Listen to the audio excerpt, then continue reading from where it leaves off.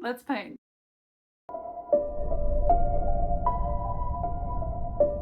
Hi everyone, if you're new here, my name is Sally and I am a mixed media artist in Australia. And if you're not new here, welcome back. I actually have 2 full painting series that I'm trying to complete by the end of October. So expect a lot of painting videos coming up. Today is a painting video. Got my brushes, and my next live stream will also be doing some painting for one of the projects that I'm working on. So if you like painting, if you want to know how I paint portraits in acrylics, let's go. Now I've already prepped my canvas by underpainting in a burnt sienna, and since I started using the Zorn palette, I've been using it for all of my portraits. And if you're not familiar with that limited color palette, it's yellow ochre, vermilion or cadmium red light, titanium white and ivory black. And I made a video about it recently, which I'll link down below for you. So I did just use those 4 colors in the Zorn palette, and then I added in 2 extra shades for the background, but I'll talk to you about that a little bit later. So what I'm working on today is a portrait for a series of paintings that I'm putting together to make into the October issue of my zine, Stung. So I make a zine every month that gets sent out to my Ko-fi members, and I'll take this opportunity to thank them so much for all their support. All of the information on the different tiers and rewards is linked in the description box down below. So if that sounds interesting to you, I send out 2 zines every month, and I also have a tier with an exclusive art print.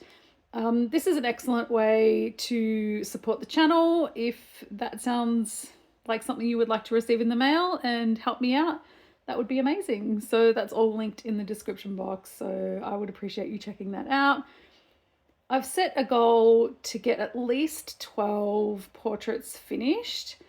I'd like the zine to be, like what I envision it to be will be like the left side of the page will be the portrait, and then the right side of the page will be my written words about the movie that I'm featuring. So it'll be sort of like my review, my thoughts, some trivia, all that sort of thing. And they're all horror movies because October is spooky season. So I've had this idea for years. And when I was a live music photographer, my goal was always to capture the emotion that I felt from experiencing the music. So with these portraits, I'm also aiming to capture emotion. And nowhere is emotion more heightened on screen than in a horror movie, am I right? Now, I asked my Instagram followers if they use a messy or clean palette, and I'm definitely outnumbered here. When I used to paint with just watercolor and gouache, I'd clean my palettes all the time, but now that I'm painting with acrylics a lot, I just let it dry. I don't know, I just like peeling it off after a few weeks. Like peeling off that big chunk of dried acrylic paint is so satisfying. So if you paint, I would love to know, do you let your paint build up or do you clean your palette after every painting session? Because I'm like, I'm just going to get it messy again the next day, and acrylic dries and you can't reactivate it. So I'm just like, just let it build up, you know? Anyway, I would love to know what your methods are.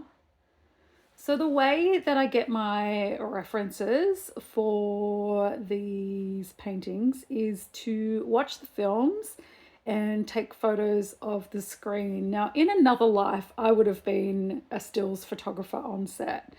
I love stills photography and capturing those moments. And I've talked about this before, but there's certain movies where like every single frame is like a photograph. And what I do is I watch a movie sometimes multiple times, generally more than once, and I take photos of the screen just with my phone. And then I end up with a camera roll full of my own personal sort of film stills to choose from. And this way I can use a reference that resonates with me and is something that's more unique than a promo shot of the character. If I use Pinterest, let's say, you'll find tons of different fan art using the exact same reference. And I prefer to capture something that's a bit different and is more personal to me, in like a scene that sort of means something to me, or like the exact emotion that I'm trying to capture. So that's what I do. I just take loads and loads of pictures and then I scroll through and pick my favorites from that. So my portrait series is specifically called Horror Heroines, and it's celebrating the final girls of horror.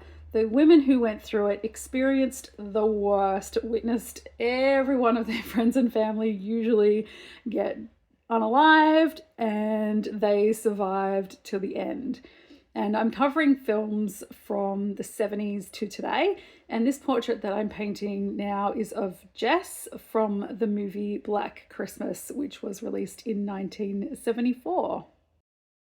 Now, Black Christmas is a Canadian horror movie that was released the week of Christmas in 1974. So this Christmas, it will be 50 years old. And it was inspired by a local urban legend called The Babysitter and the Man Upstairs. And it was also inspired by a series of murders that happened and took place in Montreal. And it is one of the earliest slasher films and was an influence for John Carpenter's Halloween, which came 4 years later and will also be featured in my zine. So Black Christmas has gained a solid cult following and was well ahead of its time with an epic plot twist and strong women characters, particularly Jess here, who in one scene stands up to her boyfriend, maintaining her agency over her body and her choice when she falls pregnant, which unfortunately is a conversation we're still having 50 years later. This is also apparently Steve Martin's favourite movie, and Elvis apparently loved this and said it was his favourite horror movie. So if you like suspenseful thrills in your horror, I recommend you check it out. It's streaming on Tubi. Now, I also experimented with the background of this painting. In addition to the 4 colours of the Zorn palette, I used a Payne's Grey and an olive green for the phone, and this background here is vermilion mixed with the Payne's Grey, and I really love how this turned out, and so much so that it actually inspired some other art ideas that I'll have to get to in November when I'm finished this series and Birdtober. So in case you missed it, I'll be painting 31 local Australian birds using the Birdtober prompts on Instagram, and my next live stream will be completing at least one of those bird paintings. So it's pretty safe to say that the videos over the next month will be featuring these 2 series quite a bit. I've still got one Upgrade art subscription box on the way and a scroller box, so it's all very busy here. I've also got 2 different artworks in 2 different gallery group shows in October, so it is all happening. Very, very exciting, and another goal I've had that I can tick off the list. I'm trying to be more conscious of how my videos turn out. To be completely honest, when I'm painting, I just lose myself to it. So I set up the camera and go rather than thinking of different angles and interesting shots, which makes for a great painting experience for me personally, but might not be the most interesting to watch. So I have tried some new things in this video and I hope you enjoy some different views. Me getting lost in the moment also means that when the cats just launch themselves onto my desk, they're usually on the desk before I even realize it. And we have had some mishaps with them landing in my paint palette, not gonna lie. There are paw prints all over my desk. And sometimes we've got spilled paint water and all that sort of thing. So yeah, I'm trying to be more conscious of how I'm set up and what's happening around me. But if you have the same experience when you're making art as I do, I lose all time and all concept of anything else that's happening. So here we are. But I am making an effort with the videos. So expect to see some more interesting things until I forget again to move my camera around. So hopefully, anyway, this gives you an idea about how I tackle portraits. The Zorn palette has made mixing skin tones so much easier for me, and I cannot recommend it highly enough. I honestly, I wish that I had discovered it years ago. It's just made everything so much easier. And what I do is I'll mix up the skin tones, block in the color, and then just slowly build up the values and dimensions of the face. Here's Echo once again. And this was a lot of fun to paint, and it's always good to have a little prop like the telephone. And the phone features so heavily in this movie. It's almost like an extra character that I had to use it in this scene as reference. And this device of the creepy caller on the other end of the phone has definitely been used more than once since Black Christmas was released. If you're familiar with the movie Scream, you will recognize that from the first scene of that movie. It was definitely influenced by Black Christmas. And it's not an overly Christmas movie, like it's set at Christmas time, but it's not like a Christmassy movie. But if you do want like a spooky genre film at Christmas time rather than all your traditional Christmas movies, then I would put Black Christmas on your watch list. So it's set in a sorority house where the girls are having a Christmas party. So that's sort of like the gist of the setup of the film. And when Black Christmas was due to be like to have its TV premiere, everything is just so different now with streaming. Like it's so different. So Black Christmas was due to have its television premiere in 1978, and 2 weeks before that there was a double unaliving in a sorority house in Tallahassee, and that ended up being Ted Bundy, which is crazy that there's a Ted Bundy connection to Black Christmas. So the movie was set to premiere, and then the NBC president freaked out because he was just like, I do not want to show this because it's way too similar to what happened in Tallahassee. So yeah, they showed a different movie instead that week.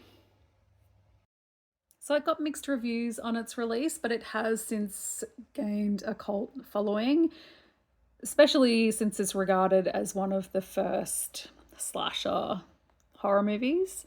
And it has been quite influential on a lot of other popular horror movies that came after it. I really enjoyed it. I thought all the performances were great. And Jess here is played by Olivia Hussey, and Margot Kidder is in this movie as well. So we finished the portrait. Hurrah! Now, also with the background, I had a very specific vision of how these portraits would look. And last October, I experimented with this exact idea for the very first time in my bullet journal. So I talked in this movie with my bullet journal setup about how I had this idea for ages for a portrait series. And so that's what I'm actually doing now, finally. And it feels so good to be actually completing it. It's been in my brain for, I reckon, 2 years. And the zine has actually been a really great way for me to keep consistently creating because I love making tons of art for it. And I'm really stoked because the background is exactly how I envisioned it all those years ago. And it's just exactly what I was looking for. So here is my finished portrait of Jess from Black Christmas. So I want to do at least 12. I've got 4 finished so far. We've got Sydney from Scream, Sally from Texas Chainsaw Massacre, we've got Jess here, and then we've got Anna from the Dawn of the Dead remake. So I've got 4 down, at least 8 to go. Thank you so much for watching. I really appreciate all your support and you being here. It means the world to me. Like this video if you liked this video, and consider subscribing to my channel, especially if you're interested in painting, because we're doing a lot of painting over the next month. Leave me a comment to boost engagement for the algorithm. And I adore you. Thank you so much for watching, and I'll see you next time. Bye.